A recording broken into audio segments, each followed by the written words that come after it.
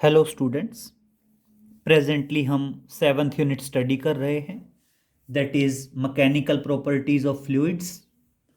And आज हम बात करेंगे पास्कल लॉ के बारे में। तो देखिए, टॉपिक है हमारा pascal law, that is pascal law. अब समझिए पास्कल लॉ क्या है। बेटा, प्रीवियस लेक्चर में हमने बेसिकली पढ़ा था कि जैसे जैसे हम लिक्विड के डेप्थ में जाते हैं वैसे वैसे आपका प्रेशर इंक्रीज होता जाता है। पास्कल लॉ कहता है कि अगर एक्सेलरेशन ड्यू टू ग्रेविटी को नेग्लेक्ट कर दिया जाए तो लिक्विड में हर एक जगह पे प्रेशर क्या होगा, सेम होगा। या फिर हम कह सकते हैं कि किसी लिक्विड में एक जगह लगाया गया प्रेशर पूरे लिक्विड में हर जगह ट्रांसमिट हो जाता है। तो देखिए क्या है, according to this law pressure applied to a enclosed liquid, according to this law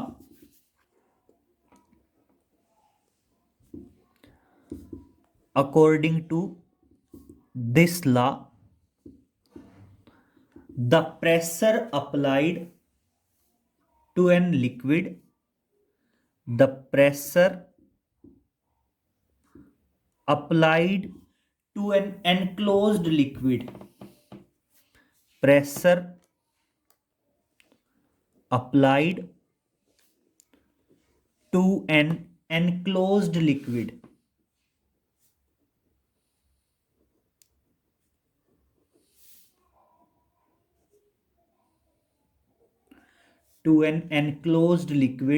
is transmitted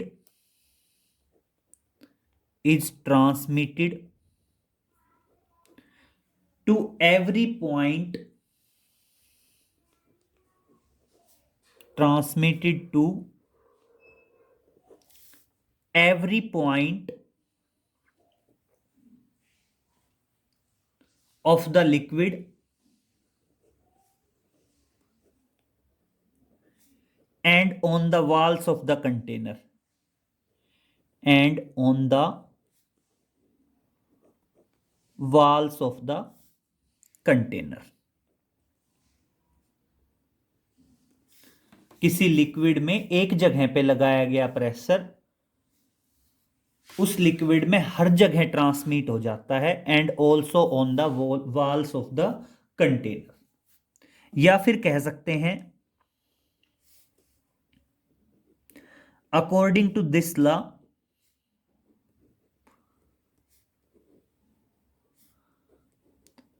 the pressure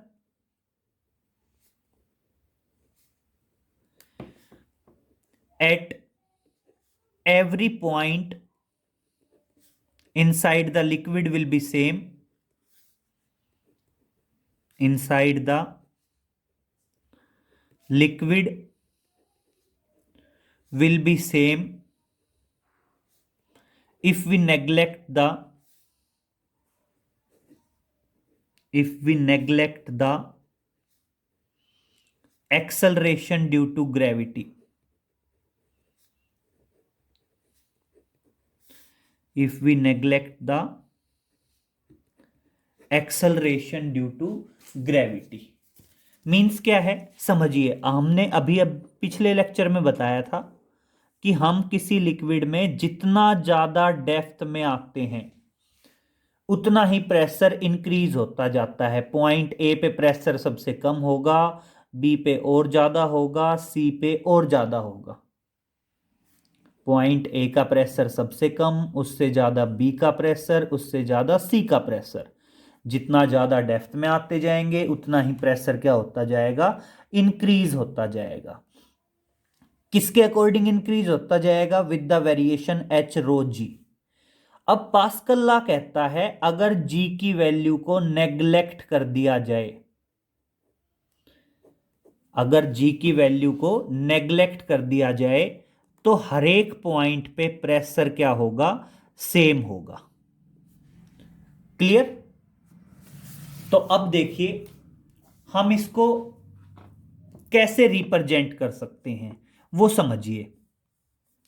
अगर मान लीजिए मैं बात करता हूं, कोई कंटेनर है, एक्सप्लेनेशन मान लीजिए आप, इसकी डेमोस्ट्रेशन मान लीजिए, that is explanation of pascal law, explanation of pascal law. अगर हम एक्सप्लेनेशन की बात करें, किसके एक्सप्लेनेशन की बात करें, पास्कल लॉ के एक्सप्लेनेशन की बात करें, तो देखिए मान लीजिए मैं कोई भी कंटेनर लेता हूं जिसके अंदर 4 पिस्टन्स फिटेड हैं, 1 2 3 और 4। ठीक है, मान लीजिए इसके अंदर कोई लिक्विड फिटेड है, कोई लिक्विड फिल्ड है, और इस कंटेनर के अंदर 4 पिस्टन फिटेड हैं। और अगर मैं यहां पे टोटल प्रेशर एक्सर्ट जो है वो कैलकुलेट करना चाहूं, area A1, area A2, area A3, area A4, अगर मैं किसी एक पिस्टन पे, मान लीजिए इस पिस्टन पे मैं F1 फोर्स अप्लाई करता हूं, इस पिस्टन पे मैं F1 फोर्स अप्लाई करता हूं, तो बाकी तीनों पिस्टन बाहर मूव करने की कोशिश करेंगे और उनको उनकी जगह पे होल्ड करके रखने के लिए हमें कुछ फोर्स अप्लाई करना पड़ेगा। यहां मान लीजिए मैंने F2 फोर्स अप्लाई किया, यहां मान लीजिए मैंने F3 फोर्स अप्लाई किया, और यहां मान लीजिए मैंने F4 फोर्स अप्लाई किया। क्लियर? और आप ये मान लीजिए, now according to Pascal law,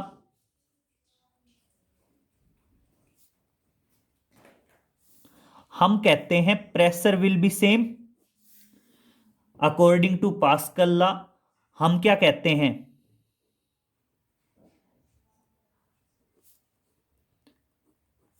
pressure will be same at every point of the liquid,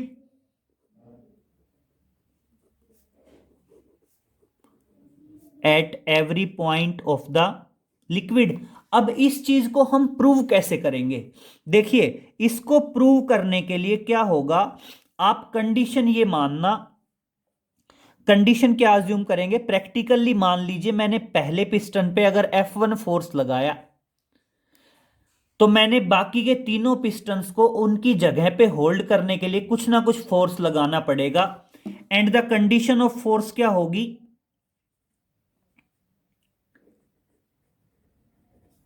now the condition of force will be as, कि आपका जो पहले पिस्टन का फोर्स है उसको उसके एरिया ऑफ क्रॉस सेक्शन से डिवाइड करेंगे, तो वो किसके बराबर होगा, दूसरे पिस्टन का फोर्स, उसको दूसरे पिस्टन के एरिया ऑफ क्रॉस सेक्शन से डिवाइड करो, तीसरे पिस्टन का फोर्स, उसको तीसरे पिस्टन के एरिया ऑफ क्रॉस सेक्शन से डिवाइड करो, चौथे पिस्टन का फोर्स, उसको चौथे पिस्टन के एरिया ऑफ क्रॉस सेक्शन से डिवाइड करो। और बेसिकली हम क्या कह सकते हैं, हर एक पॉइंट का प्रेशर, पहले पॉइंट का प्रेशर, दूसरे पॉइंट का प्रेशर, तीसरे पॉइंट का प्रेशर और चौथे पॉइंट का प्रेशर क्या होगा, सेम रहेगा। And according to Pascal law भी यही है, और इसलिए क्या बताएंगे, हैंस इट इज डेमोस्ट्रेटेड, इसको हमने क्या कर दिया, डेमोस्ट्रेट कर दिया, hence it is demonstrate, that is demonstrate.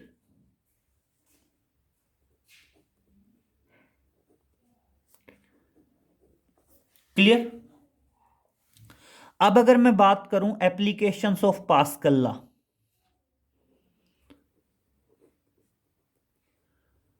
अब मैं बात करूं applications of pascal law,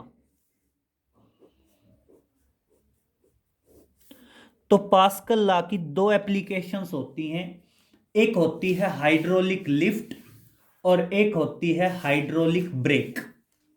one is hydraulic,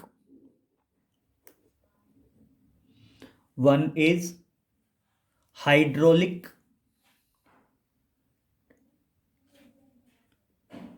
hydraulic lift, and other application is hydraulic brake. Other one is hydraulic brake. ये दोनों एप्लीकेशंस हैं पास्कल लॉ की। तो हम पहली एप्लीकेशन की बात करते हैं, that is hydraulic lift.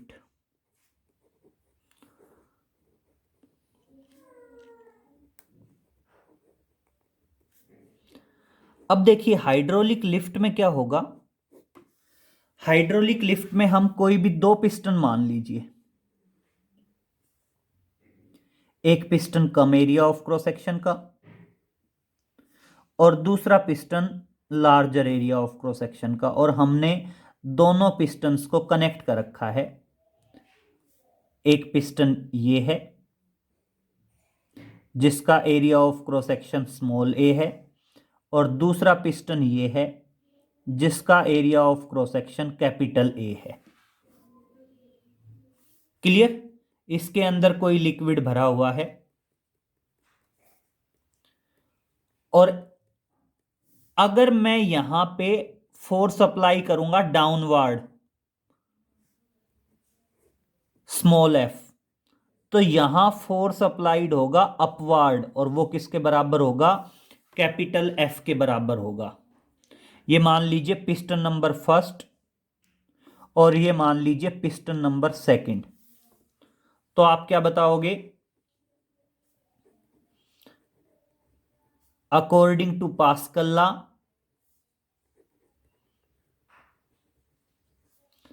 Pressure at piston 1 will be equal to the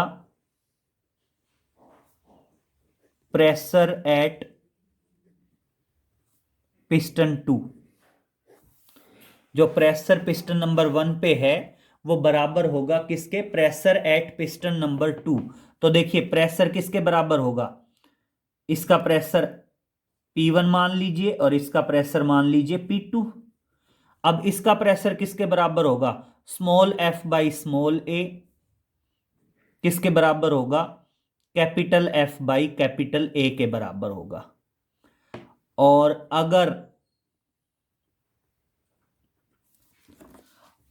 अगर मान लीजिए मैं यहां पे ये कहता हूं कि large area very very greater than small area होगा, तो उस टाइम पे जो फोर्स होगा वो भी automatic very very greater than small F हो जाएगा। क्लियर? इसी से रिलेटेड हम एक क्वेश्चन करते हैं। जनरली जो ये वॉशिंग स्टेशंस वगैरह होते हैं, वॉशिंग पॉइंट्स जो होते हैं, वहां पे क्या होता है बेटा? हाइड्रोलिक सिस्टम का यूज किया जाता है व्हीकल्स को लिफ्ट करने के लिए। वॉशिंग पॉइंट पे जनरली जहां गाड़ियां धोई जाती हैं वहां पे क्या करते हैं? लिफ्ट सिस्टम होता है। लिफ्ट पे गाड़ी को खड़ा करके और उसको अपलिफ्ट कर दिया जाता है नीचे से वॉश करने के लिए। तो वहां पे क्या होता है? व्हीकल को larger area of cross section के पिस्टन पे रखा जाता है और smaller area of cross section के पिस्टन के ऊपर डाउनवर्ड फोर्स किया लगाया जाता है, तो उस पे अपवर्ड फोर्स लगता है और व्हीकल क्या हो जाता है? आपका लिफ्ट हो जाता है। देखिए क्वेश्चन करने की कोशिश करते हैं। देखिए हम बात करते हैं दो क्वेश्चंस की, समझिए।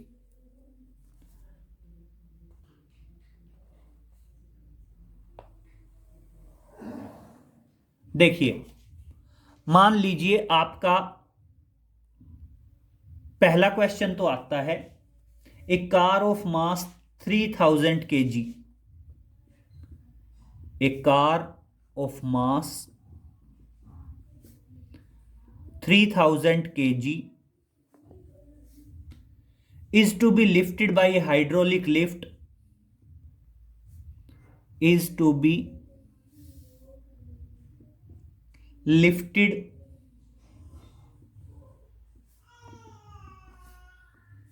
by a hydraulic lift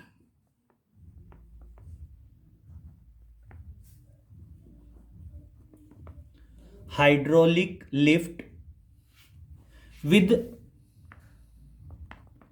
area of cross section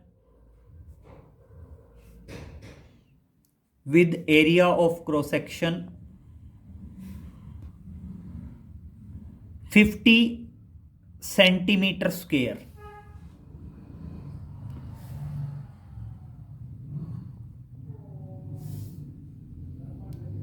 The area of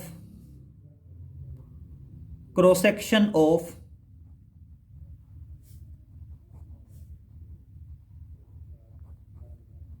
smaller piston is 10 centimeter square.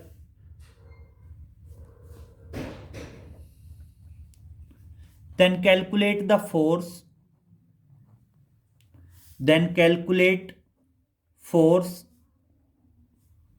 On the smaller piston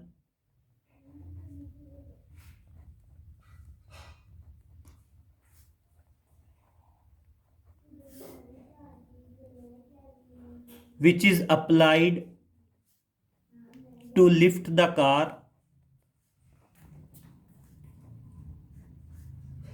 on larger piston. अब कंडीशन क्या है बेटा, दो पिस्टन है, सेम क्राइटेरिया मान लीजिए। एक पिस्टन का एरिया ऑफ क्रॉस सेक्शन कम है और दूसरे पिस्टन का एरिया ऑफ क्रॉस सेक्शन ज्यादा है। ठीक है, ये तो मान लीजिए आपका कम एरिया ऑफ क्रॉस सेक्शन का पिस्टन है, मान लीजिए area of cross section small A है। और बेटा ये आपका पिस्टन है larger area of cross section का, और इस larger area of cross section के पिस्टन के ऊपर आपकी क्या है, कार है, कोई भी व्हीकल है, कोई भी कार मान लीजिए, इसके ऊपर आपकी कोई कार है जिसको हमने क्या करना है, लिफ्ट करना है। ठीक है, क्लियर। इसका area of cross section capital ए मान लीजिए, इस पे हम डाउनवर्ड फोर्स लगाएंगे तो यहां क्या लगेगा, अपवर्ड फोर्स लगेगा। और हम बता देंगे अकॉर्डिंग टू पास्कल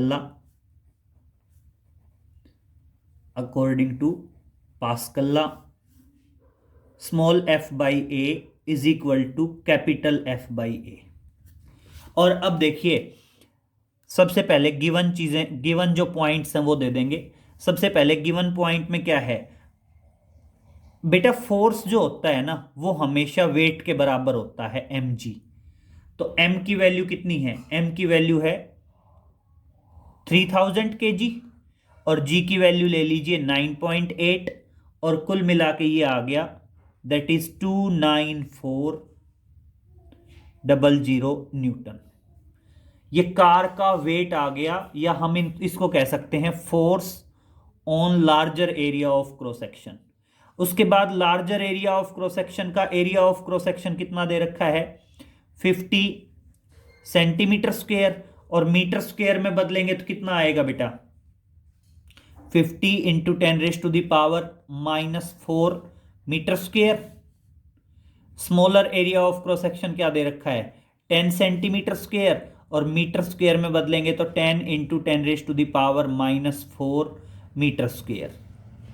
और अब वैल्यू रख दीजिए तो आपका क्या आएगा, small F upon 10 into 10⁻⁻⁴ is equal to 29400 upon larger area of cross section क्या आ जाएगा, 50 इंटू 10⁻⁻⁴ आ गया। क्लियर। और इस तरह से जब हम सोल्व करेंगे तो जो स्मॉलर फोर्स जो आएगा वो स्मॉलर फोर्स आपका आ जाएगा दैट इज 29400 इंटू 10 इंटू 10⁻⁻⁴। ये इधर जाएगा तो मल्टीप्लाई में, और डिवाइडेड में क्या है 50 इंटू 10⁻⁻⁴। और देखिए इसको सोल्व करते हैं तो ये आ जाएगा आपका 5880 newton. This force is required to lift the car, that is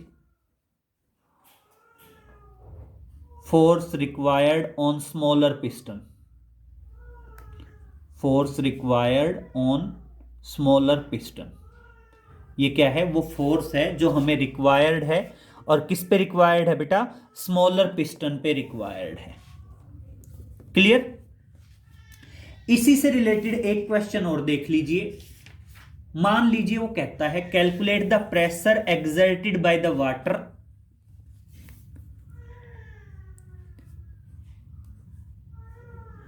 calculate the pressure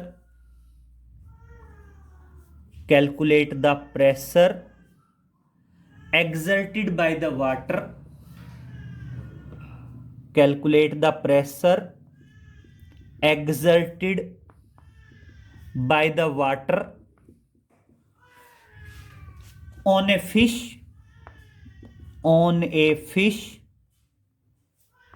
5 meter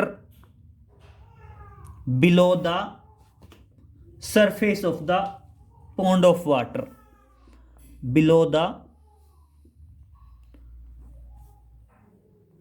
surface of pond of the water.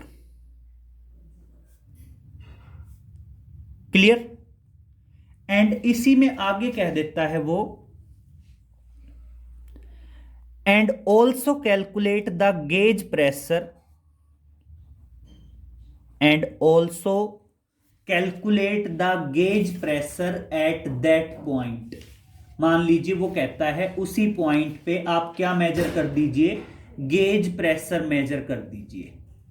Clear? मान लीजिए उसी पॉइंट पे, एक तो उसने कह दिया कि आप उस पॉइंट पे क्या मेजर करेंगे, एक तो उस 5 मीटर बिलो या 5 मीटर डेप्थ में जो फिश है उस फिश के ऊपर कितना प्रेशर लगेगा, एक तो वो कैलकुलेट करना है, एंड दूसरा क्या कैलकुलेट करना है? Also calculate the gauge pressure at that point. अब मेरी बात सुनिए, जो दूसरा पॉइंट आया ना कि आप उस पॉइंट पे क्या मेजर करोगे? गेज प्रेशर मेजर करोगे। तो देखिए also calculate gauge pressure at that depth. उस डेप्थ पे हमने गेज प्रेशर भी मेजर करना है। तो मेरी बात सुनिए, अब मान लीजिए हम कहते हैं ये कोई भी पॉन्ड की बात कर रहे हैं, ठीक है?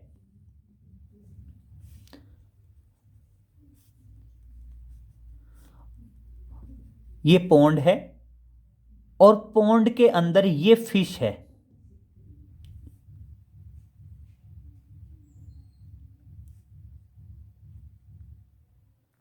ये फिश है 5 मीटर डेप्थ पे, ठीक है? ये आपकी फिश है 5 मीटर डेप्थ पे है, जिस पे हमने क्या मेजर करना है? प्रेशर मेजर करना है। तो मेरी बात सुनिए बेटा, अगर मैं बात करूं प्रेशर ऑन द फिश, किसके बराबर होगा बेटा? That is atmospheric pressure plus H rho G. क्यों बेटा? क्योंकि जो पॉन्ड का सरफेस होगा, सरफेस पे एटमॉस्फेरिक प्रेशर तो होगा ही होगा भाई। सरफेस पे क्या होगा? एटमॉस्फेरिक प्रेशर तो होगा ही होगा, और उसमें कितना और ऐड हो जाएगा? जो डेप्थ के अकॉर्डिंग जो प्रेशर होगा वो और ऐड हो जाएगा। तो देखिए इस तरह से आप क्या बताएंगे, जो टोटल प्रेशर आएगा वो टोटल प्रेशर क्या होगा आपका? That total pressure will be equal to the atmospheric pressure. Atmospheric pressure क्या होता है? 1.01 into 10⁵ pascal plus H rho G. H is 5 metre, rho क्या है? डेंसिटी ऑफ द वाटर 1000 होती है, और इंटू जी की वैल्यू क्या लेंगे बेटा? मान लीजिए जी की वैल्यू है 9.8। अगर मैं अब बात करूं तो ये आ जाएगा 1.01 इंटू 10⁵ प्लस 0.49 इंटू 10⁵, और अब मैं 10⁵ कॉमन लेता हूं, 1.01 प्लस प्लस में आएगा 0.49 और इंटू 10⁵ मैंने कॉमन ले लिया, दोनों को ऐड करेंगे तो आ जाएगा 1.50 इंटू 10⁵ पास्कल। ये क्या आएगा? That is pressure on the fish, क्योंकि फिश पे जो प्रेशर होगा बेटा वो क्या होगा? एटमॉस्फेरिक प्रेशर, और प्लस किसकी वजह से होगा? हाइट की वजह से होगा। और वहीं अगर मैं गेज प्रेशर की बात करूं, अगर वहीं मैं बात करूं गेज प्रेशर, तो बेटा जो गेज प्रेशर होगा ना वो सिर्फ और सिर्फ किसकी वजह से होगा? डेप्थ की वजह से होगा। और गेज प्रेशर सिर्फ और सिर्फ एच रो जी होगा। क्यों? क्योंकि बेटा जो प्रेशर का गेज होता है ना वो जनरली सरफेस पे जीरो प्रेशर मेजर करता है, और गेज प्रेशर कभी भी किसी भी डेप्थ में सिर्फ और सिर्फ डेप्थ की वजह से होगा। और कितना आएगा? 5 मीटर है, डेंसिटी 1000 है, और इंटू 9.8 है, तो कुल मिला के कितना आ जाएगा? That is 0.49 into 10⁵ pascal. ठीक है, तो आप ध्यान रखना, चाहे तो आप ऐसे समझ सकते हैं कि किसी भी पॉइंट पे गेज प्रेशर क्या होगा? Exact pressure minus atmospheric pressure. Clear? तो इतना कैरीड आउट कर लेंगे, बाकी आगे नेक्स्ट लेक्चर में मिलते हैं। Okay, thank you.